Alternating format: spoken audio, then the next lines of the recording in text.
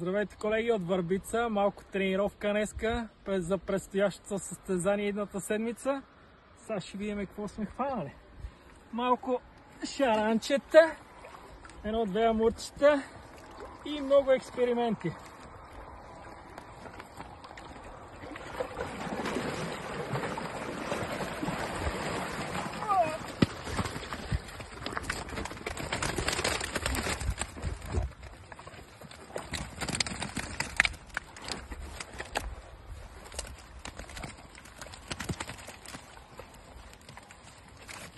Абе, по груби сметки 30-40, а може и повече.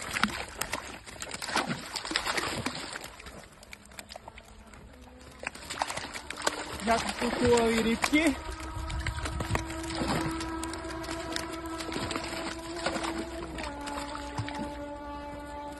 И каракутка.